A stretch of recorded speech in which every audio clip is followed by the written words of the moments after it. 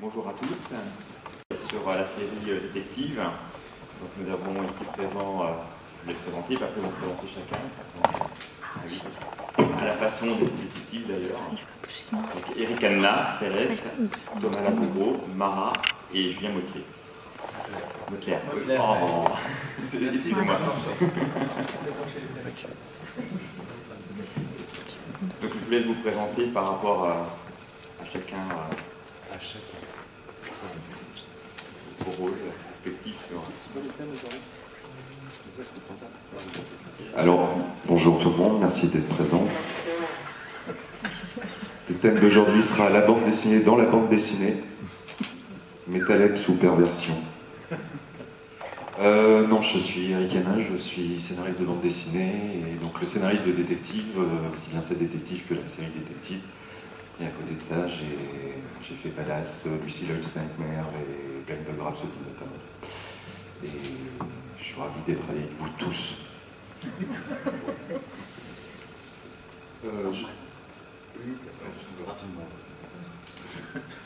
Je suis Cyril Céleste, je faisais une série fantasy qui s'appelle Sluka chez Soleil, donc dessinateur, et j'ai collaboré au 3e album de la série Détective. 1, 2, la régie. 1, 2. Thomas Laboureau, je suis dessinateur de bande dessinée, j'ai fait plein d'albums. Ça fait une vingtaine d'années que je fais de la BD, donc c'est pour ça qu'ils sont venus me chercher. Et puis voilà. Alors, Oui, j'ai fait le tome 4 de Détective Martin Beck. bonjour, j'ai plus de voix, donc je préviens déjà. C'est pour ça que c'est très grave. Et aussi pour faire comme mes autres collègues masculins et mieux me fondre dans la masse. C'est notre grand-mère. De l'équipe Détective. Voilà. Je m'appelle Mara, j'ai fait 4 albums avant de faire ça s'appelle Clues, pardon, avant de faire Détective. Il me fait rire là-bas, je suis désolée. Et du coup, là, ils sont venus me chercher pour le 6e tome de Détective. Voilà. Voilà, et bonjour, moi c'est Julien Motler, j'ai travaillé sur le 5e album, je suis illustrateur, depuis peu auteur un peu plus, non pas compositeur, mais auteur complet. J'ai fait un album futuriste où j'ai scénarisé, j'ai dessiné, j'ai mis en couleur. Voilà, mais l'univers c'est plutôt la SF, et c'était un peu un ovni pour moi de travailler sur Détective, et ce fut une bonne expérience. Voilà. Merci. Donc du coup, Détective a commencé avec la série 7, qui est une série concept chez Delcourt, où on a eu 7 psychopathes, 7 missionnaires, et donc 7 détectives, qui était le 13e volume, sorti en 2012. Et suite, dans cette série-là, le postulat de base, c'est raconter l'histoire avec 7 personnages. Sauf que là, c'est avec le dessinateur Eric Canet, je prononce bien, c'est bon, merci, qui a donc fait l'album, a fait la recherche des personnages, et on va suivre donc à Londres en 1920, suite à un tueur en série qui veut absolument réunir les 7 détectives les plus réputés de l'époque pour mener une enquête. Donc ils vont se retrouver regroupés, et ils ont tous une personnalité à part. On a Martin Beck, donc, qui est français, on a Ernest Pattison, qui est suisse, on a Mara, on a Miss Crumble, ancienne institutrice d'origine anglaise, comme d'ailleurs John Keaton, qui est aussi anglais, mais lui qui est médecin. Et puis on a Nathan Elf et un Américain de Los Angeles qui s'appelle Richard Monroe, qui est aussi présent, et un autre lieutenant de police qui a plutôt sombré, ça je vais faire un peu les explications de chacun, qui a sombré suite à une affaire difficile pour lui à élucider, qui a sombré dans l'alcool, qui s'appelle Frédéric Abstrait. Donc voilà, donc ces 7 détectives doivent mener une des enquêtes les plus complexes, ou ce qui est assez remarquable aussi dans le scénario, c'est d'avoir joué énormément avec ce chiffre 7. Tout au long de l'histoire, le chiffre 7 est omniprésent et permet de petit à petit d'élucider avec de multiples rebondissements naturellement la finalité donc de cette première énigme. Donc 2 ans plus tard, Delcourt décide de sortir 7 albums où cette fois on va avoir un détective, une histoire. Je peux pas te laisser dire ça. Alors je vais laisser donc Eric continuer. Non, c'est juste sur le point de détail, Delcourt n'a rien décidé. C'est pas une commande de chez Delcourt, c'est une série personnelle à l'origine. Donc c'est inadmissible. Mais non, c'est pour dire, souvent on me pose la question, est-ce que c'était une commande de chez Delcourt? Justement non, absolument pas. C'est les personnages qui avaient encore... Enfin, j'avais encore envie de travailler avec les personnages, parce que je m'étais beaucoup amusé sur le premier tome fondateur. Et donc voilà, c'est une série personnelle, il ne faut pas, sous les atours de la série concept, du fait qu'il y ait plusieurs dessinateurs, du fait que ça soit un spin-off, ça peut être vu comme un produit dérivé mercantile, alors que ça ne l'est pas du tout. C'est la suite de ces détectives naturels, en fait. Donc là, on est plus sur un projet personnel. Ouais, d'accord, je pensais que c'était suite donc tout au premier, cette volonté vraiment de vouloir développer. Et du coup, on va suivre chacun des détectives dans une enquête bien particulière.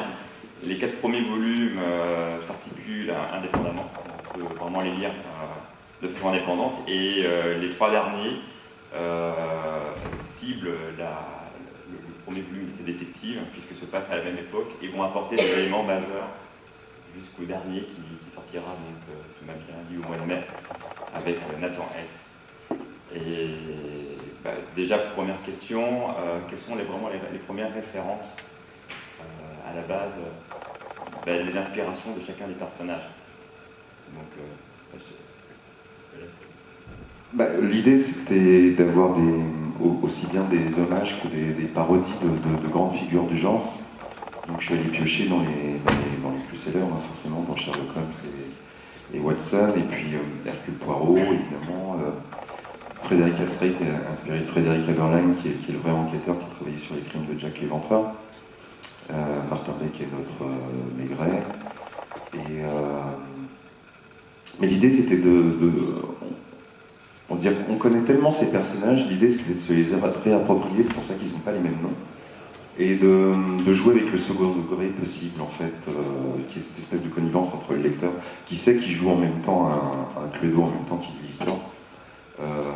Voilà, pouvoir jouer avec les codes, pouvoir jouer beaucoup de second degré, et tu disais oui, que les 4 premiers tomes s'articulaient seuls, mais la fin de la série va aller puiser dans ce que vous avez vu aussi dans les premiers tomes. En fait, il y a une espèce de jeu de Cluedo dans la série elle-même, où les indices sont dispersés dans des tomes et d'autres. Ça n'empêche pas le fait que vous puissiez toujours les lire indépendamment, parce que c'est une histoire complète, une enquête à chaque fois. Mais moi, l'intérêt, c'était d'avoir une espèce de fil rouge entre les personnages et de pouvoir relier tous les albums pour que c'est une cohérence et que le dernier tome puisse, en même temps, être la fin de la série et aussi bien la conclusion que de cette détective. Mais voilà pour les inspirations principales, je crois que j'ai dit. Donc du coup, moi j'avais aussi une petite question, c'est au niveau de la série ces détectives, chacun des personnages avait déjà été créé, défini, avec un certain nombre de caractères, et je voulais savoir au niveau des dessinateurs, comment quand on reprend un personnage qui existe, comment on fait pour s'en imprégner, le reprendre, est-ce qu'on a cette envie de mettre sa touche personnelle? Donc je vous laisse à chacun sur les personnages dont vous avez traité. Alors, comme le disait Eric, chaque personnage est inspiré par un personnage classique de la littérature polar. Et donc, et dans les scénarios qu'on recevait, qui étaient plus ou moins écrits comme des pièces de théâtre, chaque personnage était beaucoup plus développé que dans cette détective. Donc, à la croisée entre ce qui était écrit dans le scénario et ce qu'on connaissait du personnage, par exemple, sur le 3e, Pâtisson est un hommage à Hercule Poirot, donc on a tous vu les films, on a tous lu les bouquins, on a une espèce d'image du personnage, et on retrouve ça, plus la croisée aussi de petites intrigues, par exemple, chaque enquête se passe dans un lieu qui est récurrent dans le polar. Ça peut être un manoir soi-disant hanté, donc une petite référence un peu à Scooby-Doo. On a des histoires qui se passent dans des trains, d'autres dans des petits bleds de la campagne anglaise. Et donc tout ça, ça évoque, en fait c'était le grand défi, c'est qu'il n'y avait pas de réelle question quand on lisait le scénario sur qu'est-ce qu'on doit faire. C'était trouver le moyen de restituer tout ce que ça pouvait nous évoquer. Voilà. Vous parlez bien. Ouais. Alors, moi, plus concrètement, quand ils m'ont proposé de faire le numéro 4, j'ai déjà découvert la série que je ne connaissais pas. Donc j'ai lu cette détective. Après, j'ai lu le pavé scénaristique de Eric, qui était super intéressant. Et surtout, ce que j'ai essayé de chercher, mais finalement c'est ce que tu disais, c'est plus une ambiance. On n'a eu aucune, enfin du moins pour moi, hein, je pense que tout le monde pareil, j'ai pas vraiment eu de contraintes graphiques de la part de David Chauvel, qui était le directeur de collection, et de Eric, puisqu'ils ont quand même, je pense, avec David, travaillé beaucoup ensemble sur la série. David Chauvel reste quand même aussi un référent à cette série-là, c'est pas juste un directeur de collection, il est impliqué aussi, donc c'est eux deux qui m'avaient proposé, et c'est vrai qu'ils m'ont laissé libre. Alors c'est bien et pas bien dans un sens, parce que ça m'a mis une espèce de pression dont j'avais pas l'habitude, surtout que c'est pas du tout mon univers à la base. Et donc j'ai regardé ce qui avait été fait dans cette détective, et puis une fois que je l'ai bien lu, bien regardé, je l'ai fermé, je l'ai rangé, et puis je l'ai plus jamais regardé. Et j'ai essayé de faire ce que m'inspirait le texte de Eric, le long texte. Et voilà.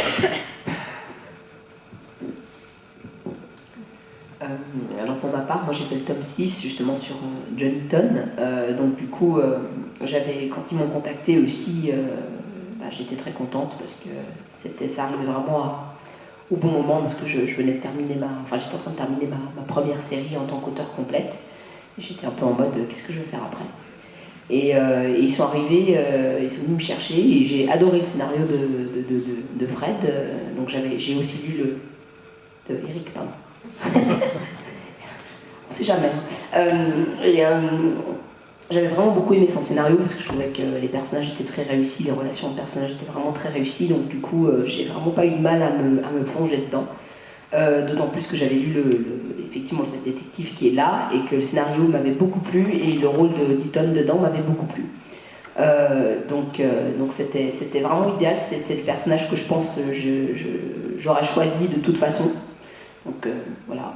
Et puis il y a eu aussi un autre travail qui a été fait sur le personnage féminin qui apparaît dans le 6e tome, qui apparaît aussi dans Miss Crumble, qui est un personnage assez chouette aussi. Et alors autant Eaton, il a été entre guillemets facile à redesigner d'après les designs d'Eric Canet, parce qu'il est très caractérisé. Il a une grosse moustache, donc vraiment il a vraiment une bonne tête, et c'était assez facile de le reprendre, mais il y a eu plus de travail qui a été fait sur Miss Pumpcake justement, parce qu'on voulait vraiment obtenir ce mélange un peu de femme un peu folle, de candeur, et aussi de séduction, et quelque chose d'assez venimeux aussi en même temps. Donc ça a été aussi chouette, parce que moi j'aime beaucoup dessiner des personnages féminins. Il n'y en avait pas beaucoup dans ce livre-là, et j'ai vraiment voulu mettre le plus de soin possible sur ce personnage et sa relation justement avec le personnage d'Eaton. Ça a été l'aspect qui m'a vraiment le plus plu dans le bouquin. Voilà. J'ai mon micro. Ouais. Alors en ce qui me concerne, il y a eu plusieurs choses qui ont été dites effectivement, et j'étais concerné aussi, comme Mara, par un choix de perso assez finalement, enfin un choix. Je suis tombé au moment en fait où j'avais deux possibilités, soit dessiner le tome 5 avec Frederick Abstract, ou le tome 6 effectivement avec le personnage de Eaton que Mara a illustré. qui sont diamétralement opposés. Il y a le petit gros et le grand, tout est lancé. Et j'ai eu l'opportunité de travailler sur Frédéric Armstrong, qui est le perso que j'aurais choisi. Enfin, pour moi, c'était idéal, donc j'étais déjà hyper content de travailler avec ce personnage-là, que je trouve donc un anti-héros, effectivement, qui a sombré dans l'alcool, dans la drogue, qui a un côté western, donc, qui, dans la série de base, porte un impair. Enfin, il y a un côté un peu crado, comme ça, qui était vraiment chouette. Et ça a été, du coup, comme l'a dit Thomas aussi, assez facile, finalement, de reprendre le perso en respectant les codes, mais en se l'appropriant, c'est-à-dire avec une liberté éditoriale. On me dit, ben, fais-toi plaisir, l'essentiel c'est qu'on le reconnaisse. Et moi je trouvais que dans cette détective, c'était un personnage assez sombre, forcément, cheveux sales, dans le visage et tout, j'avais envie de lui donner un peu plus de présence, qu'on voit plus d'expression, et ça tombait bien puisque le scénario finalement l'a vraiment mis en valeur. Enfin, Eric a mis en valeur le personnage, on le voit un petit peu sous un autre angle, avec plus d'humour, etc. Donc j'ai pu travailler les expressions faciales, j'ai pu travailler les attitudes, et ça c'était vraiment très très plaisant. Et un deuxième aspect que je voulais évoquer par rapport à la question de Grégoire, c'était comment est-ce qu'on s'approprie les persos, etc. Moi j'avais un petit dilemme. Dans mon album de détective, on voit un autre détective qui est Miss Crumble, qui ouvre le bal, et qui a été designé de deux façons différentes. En fait. Eric Canet, dans la série Détective, l'a designé d'une façon. Sylvain Guilbeault, justement, se l'est réapproprié, lui a donné un autre charisme, une autre présence. Et du coup, moi, je dis, bon, bah, je la design comment? Je la fais à la façon Sylvain Guilbeault, Eric Canet. Et là aussi, c'est assez sympa. On m'a dit, bah, fais ce que tu veux, fais-toi plaisir, tu prends le perso. L'essentiel, c'est qu'on retrouve les codes, que je n'aimerais pas, enfin, les cahiers des charges avec lesquels on m'avait imposé. Mais voilà, et donc, il y avait une espèce de liberté. On était dans un univers, dans une série, et l'essentiel, c'est ça en BD souvent, il y a des traits de caractère graphiques, enfin, traits de caractère et des traits physiques qu'on va rendre graphiquement. Et l'essentiel, c'est qu'on s'y retrouve. Donc c'était assez facile, ouais. On n'était pas dans un truc qu'on nous a imposé, voilà, on dessine comme ça, que ça ressemble à l'autre dessinateur, non, c'est assez ouvert. Et là où ils ont été malins, Eric, Fred et David, c'est que pour pas non plus perdre votre lecteur avec 7 dessinateurs différents et tout le truc, c'est que c'est le même coloriste qui fait depuis le début les couleurs des albums. Et ça paraît pas grand chose, mais en fait c'est ce qui fait qu'on a finalement, quand vous feuilletez les albums, on a l'impression de ne pas être perdu et à chaque fois avoir un univers différent. Il est là, il y a un univers différent à chaque album, mais la couleur fait qu'on a un ton commun à vraiment toute la série, du 7 détectives au 7 là. Qu'est-ce qu'il y a, t'es d'accord? Ah, coucou. Et donc, on peut faire d'autres coucou, hein, n'hésitez pas. Et ça, je trouve que c'est assez important de le souligner parce que c'est ce qui fait qu'on a une liberté, quand même, une grosse liberté sur le cahier des charges et sur les personnages. Mais malgré tout, quand on voit la série au complet, parce que bon, nous on a vu un peu de la suite, hein, bien évidemment, du dernier album, il y a quand même vraiment une unité de ton et le lecteur n'est pas perdu. Et ça, je trouve ça plutôt intelligent. Et Dieu sait que je ne dis pas souvent des compliments. Et déjà, j'avais une petite question. Attends, c'est pas fini du coup, parce que... On peut parler ou... Il y avait pour finir, il y avait une espèce d'adéquation naturelle. Si vous connaissez les personnages de cette détective, l'intérêt de détective, c'était les découvrir sous un nouveau jour. De mon côté, c'est scénaristiquement de les présenter différemment. Et donc, ça collait aussi avec le fait d'avoir des nouveaux dessinateurs qui s'impliquent dans le projet pour les révéler différemment. Et nous, ensuite, c'est pour ça qu'on leur a laissé beaucoup de liberté, c'est que, en fait, il fallait bien choisir le casting avant. T'as mis trop de beaucoup. Beaucoup de liberté. Beaucoup de liberté. Il fallait bien connaître leurs travaux avant, savoir de quoi ils étaient capables, quel était leur style, et ensuite leur dire, bah, vas-y, réapproprie-toi le truc, fais ce que tu as envie, fais comme t'aimes. Et c'est pour ça qu'on a eu cette liberté et qu'il y a aussi ce lien global qui est Lou, le coloriste, qui fait un travail incroyable et qui donne cette unité de ton aussi et d'ambiance à la partie. Juste que j'aimerais rajouter, tu ne pourras pas parler, donc voilà. Il y a aussi le fait qu'on a été tous choisis parce qu'on a un style on est dans une même veine graphique, on va dire, entre guillemets. On n'a pas des disparités graphiques importantes. Il n'y a pas un qui fait du super réaliste, un autre du cartoon. Voilà. Et il y a la couleur, c'est vrai, mais il y a aussi le style, même si on a tous voilà, un style différent, entre guillemets. On est dans une même veine graphique et du coup, ça aide aussi à avoir une espèce d'homogénéité sur la scène. C'est important de le dire. Et là-dessus, sur la liberté, j'avais aussi une question sur le lien aussi que vous aviez sur les autres albums. Alors je ne sais pas si c'est une idée que je me suis faite. Par exemple, pour toi, Mara, sur le John Hutton, j'ai vu des noms de personnages de Clues, comme pour le Dr Hawkins et l'inspecteur Hawkins, mais je ne sais pas si c'était vous. Non, je pense que c'est une totale coïncidence. Ah bon, voilà. Donc, Mais c'est marrant, oui, c'était... Par moment, voilà, cette sensation de découvrir aussi, quand on connaît les autres volumes, des petits points de référence. Alors, je ne sais pas si c'était vraiment le cas. Autrement, oui, on parlait aussi de la couleur de Lou. Et je voulais savoir là, directement avec Eric s'il y avait aussi un code couleur, un peu comme on parlait du Cluedo tout à l'heure, où chaque personnage a une couleur et cette couleur correspond aussi à un caractère bien défini sur le personnage, comme on connaît la moutarde avec la couleur jaune. Et je me demandais s'il y avait aussi parce qu'ils ont tous une personnalité bien différente et finalement très complémentaire par rapport à quand on lit le premier album, c'est Détective. Et je voulais savoir s'il y avait ce code aussi qui était apporté sur... Ça, le code couleur, en général, on y fait attention sur un peu tous les projets, parce que les couleurs veulent dire des choses. C'est des symboles d'émotion aussi, donc il ne fallait pas se planter là-dessus, mais sur le travail de Simon, en plus du travail de base de la colorimétrie, Simon alors c'est super pour le résultat, mais c'est un peu chiant pour nous. C'est que c'est le seul coloriste qui travaille comme ça, c'est qu'il vous fait remplir un vrai questionnaire de travail sur chaque scène. Quel est le ton, quel est le climat, quel est le moment de la journée, quels sont les protagonistes, quels sont les détails, quels sont les détails vestimentaires, voilà. Et en fait, on va lui remplir une espèce de fiche de travail qui va préparer tout son boulot en ce qui concerne l'ambiance. Donc on passe par ce stade avec lui, ce qui permet... je sais pas, de aller au plus près pour lui du ton et de l'histoire et de l'ambiance voulue. D'accord. Donc là, il y a le dernier volume et le 7e donc, qui sort cette année en mai. Qu'est-ce qu'on peut dire déjà dessus par rapport à la série? Est-ce que ce sera une conclusion Oui, c'est la fin. De la première saison. De la première série. De la première saison, bien sûr. C'est la fin. Non, depuis le début, c'était l'intérêt de la série. Parce qu'à l'origine, en fait, Sylvain Guilbeault a commencé sur Miss Crumble, et moi j'espérais qu'on continue avec Sylvain, qu'il puisse faire tous les tomes, et avec un délai de parution qui aurait été beaucoup plus long. Mais ça aurait dû être une série classique de ce côté-là. Et en fait, c'est parce que Sylvain était engagé ailleurs qu'il a fallu repenser le projet.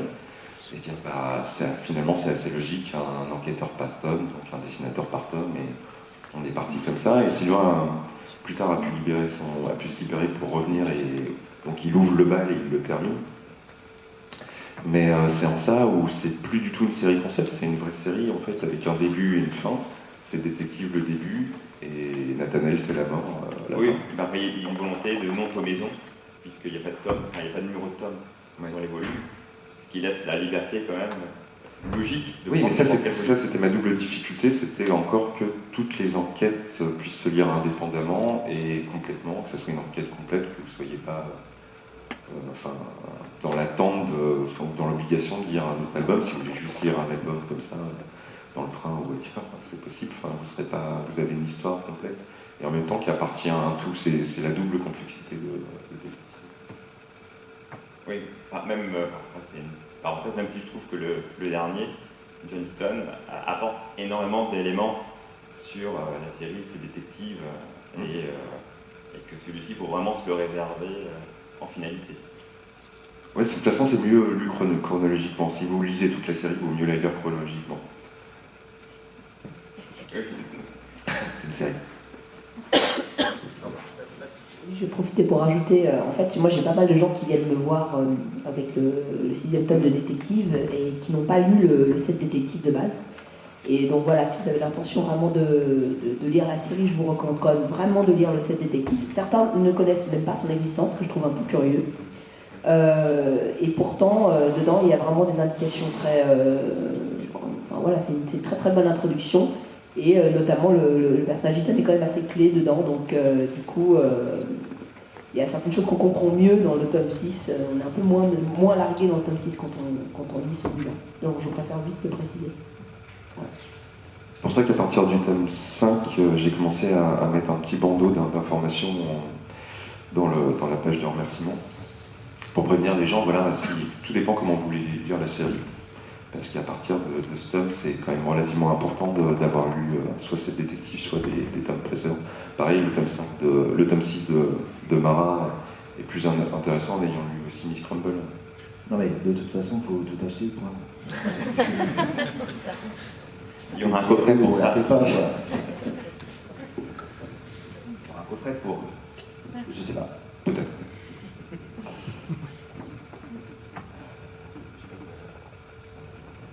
Que se passe-t-il? Non, regardez. Faire coucou. Donc je voulais aussi, par rapport aux différents... donc il y en a en fait 3 qui s'articulent, enfin 4 même qui s'articulent au niveau de Londres. Et puis, et les autres... moi il y en a qui me surprend, c'est celui sur notre Richard Monroe, qui se passe bien plus longtemps après. Et c'était quelle volonté? Parce que la plupart c'est l'après-guerre, de la première guerre, et celui-ci se rapproche plus du coup de la seconde, de l'avant-guerre, de la seconde guerre. Et je voulais savoir quelle volonté en fait derrière ça. C'était pas une volonté particulière, c'est qu'en fait le personnage de Monroe est inspiré des personnages de Mickey Spillane notamment, comme Mike Hammer, et vous voyez l'image d'Épinal du détective Hard Boiled de Los Angeles, typiquement américain, qui emprunte autant, si ce n'est plus, au code du western que du whodunit anglais. Et donc voilà, c'est un personnage typique des années 30, je pense au Faucon Maltais, je pense à Dick Tracy aussi, vous voyez, ce type de personnage. Et donc, en le faisant intervenir en 1920 dans ces détectives, j'étais obligé d'avoir un très jeune Monroe pour qu'il puisse croiser les autres. Donc, l'intérêt de le replacer dans les années 30 dans son tome, c'était de le remettre à un âge plus mûr, dans son élément. À nouveau, comme pour chaque tome, c'était d'essayer de saisir le moment clé chronologiquement ben voilà, cette image qu'on a du personnage et de l'exploiter au maximum. Donc c'était juste ça en fait, c'était juste pour avoir un cadre qui colle à l'image qu'on a du personnage. D'accord. Et pour Martin Beck, pareil, ça se passe en 30... plus tard, donc là il est commissaire. Voilà. Voilà. Parce que en le présentant dans ses détectives, Martin Beck évoquait Rouletabille oui. Et pour moi c'était tellement évident que c'était Maigret, je l'avais à peine caché les clins d'œil au jambon beurre et à la bière. Enfin voilà, alors quand il est plus jeune, du coup il fume encore la cigarette et certains se disent mais c'est qui en fait et donc l'idée c'était vraiment de l'assumer dans le tome 4 et de le voir commissaire, le plus jeune commissaire du 36 quai des Orfèvres et de le voir enfin dans son élément poser voilà, l'image classique du Maigret d'avant-guerre. Oui, donc ces volumes étaient obligatoirement indépendants de la période 1920 où ces détectives... En fait, 1920, c'était en faisant les recherches préparatoires de ces détectives, je m'étais rendu compte que tous ces personnages fictifs, vu leur bio, pouvaient se rencontrer en 1920. Alors, c'était pas avec des grands écarts d'âge ou des anachronies. De toute façon, Maigret, si on compte toute sa carrière, il aurait dû avoir 80 ans. Il est toujours au commissaire, donc c'est bien. Si, mais non, on s'en foutait. Voilà. Mais en tout cas, c'était possible qu'en 1920, ils se croisent tous. Et pour conclure, pour revenir sur le dernier album avec Nathan Hale, c'est avec un titre assez évocateur, je crois pas du mot, donc Elle, c'est la mort.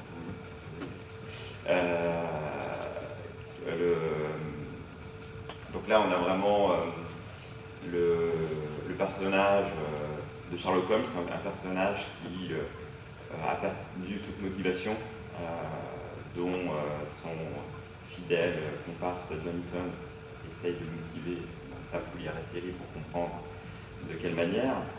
Et donc du coup on se pose la question.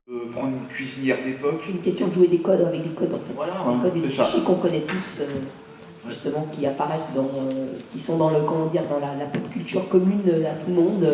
La culture commune à tout le monde, on sait tous que voilà, victorien égale, début du XXe siècle, c'est chaque mot de forme. Années 20-30, c'est les flappers, c'est l'art déco, voilà, tout ce genre de choses. Ouais, mais quand j'ai dû dessiner la cuisine, parce qu'il y a un interrogatoire, c'est là où le scénariste ne se pose aucune question Mais de t'es pas savoir foutu de dessiner une cuisine, en qu'est-ce que tu veux que je te dise? savoir si en 1930 on a l'eau. Et non, il n'y avait pas l'eau dans tous les appartements, il n'y avait pas d'électricité dans tous les appartements, mais pourtant il y a une lumière qui doit l'éclairer. Enfin, il y avait, et c'est vrai que c'est con, mais c'est des petites questions où à un moment donné je me suis dit qu'est-ce que je vais faire, qu'est-ce que je vais faire. Et c'était super compliqué. Après le lecteur, on n'a rien à faire, on est entièrement d'accord, mais c'est tous ces petits éléments qui font malgré tout qu'on s'immerge dans un univers et qu'on s'y perd. Et le but c'est de se perdre, surtout dans des enquêtes. Il faut se perdre dans ce qu'on est en train de lire et regarder. Et c'est d'autant plus vrai que finalement, comme l'a dit Eric, le ton c'est du second degré. Encore une fois, dans la fanfiction, si on avait traité ça sous un aspect historique, ça aurait été vraiment un problème parce qu'il y a des lecteurs qui vont être vraiment dessus, qui vont dire ah non mais ça c'est pas possible, etc. J'en ai eu. Vous seriez pas là. Ah, merci. Bonne journée. C'est le mot de la fin. Donc je ne sais pas si d'autres questions, si c'est... Voilà. En tout cas, merci. Merci pour vos réponses, merci beaucoup, merci d'être venu. Et puis, je vous sollicite à découvrir la série si vous ne la connaissez pas. Et ça me fait un grand plaisir, en tout cas, elle est juste à côté là. Merci, voilà, je ferai mon boulot de libraire, exactement. Après le plaisir.